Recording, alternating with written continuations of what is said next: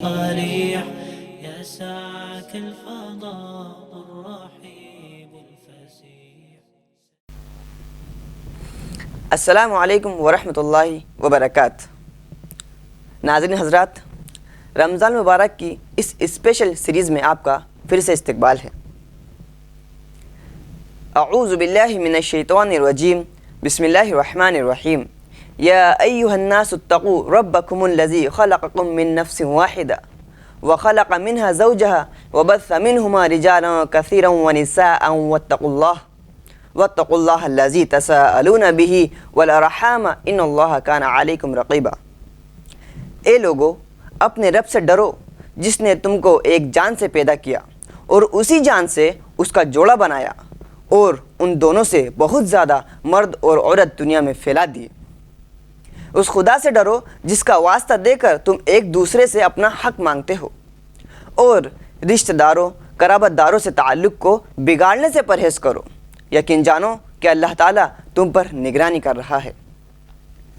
حضرت آدم علیہ السلام کی اولاد ہونے کے ناطے تمام انسان ایک خاندان کے مثل ہیں. انسان ایک سماجی مخلوق ہونے کی وجہ سے مختلف قسم کے روابط، حقوق اور رشتوں سے جڑا ہوا ہے. ان تمام رشتوں کو ٹھیک طرح سے نبھانے کے لیے اللہ تعالیٰ کی جانب سے ضوابط اور اصول مقرر ہیں. ان رشتوں کو نبھانے کی صورت میں انسانی زندگی پرامن بن جاتی ہے، جبکہ ان رشتوں کو پامال کرنے سے تباہی آتی ہے اور سارا انسانی نظام زندگی درہم برہم ہو جاتا ہے. زندگی کی خوشیاں اللہ تعالیٰ اور انسانوں کے ساتھ اچھے رشتے قائم کرنے میں ہیں. اس لیے اسلام کے دو اہم پہلو ہیں. نمبر 1، اللہ کے ساتھ اپنا تعلق مضبوط کرنا. نمبر 2، انسان کے ساتھ تعلقات کو خوشگوار بنانا ہے. ان رشتوں کو نبھانا اور اس کی پاسداری کے لیے شرعی اصول و ضوابط کا مکمل اہتمام کرنا ضروری ہے. والدین، بچے، میاں بیوی، پڑوسی، خاندان، اہل و عیال، دوست احباب، مالک و مزدور، کاروباری، ملازمین، اس طرح سے اور بھی بہت سارے لوگ ہمارے رشتوں میں ہو سکتے ہیں.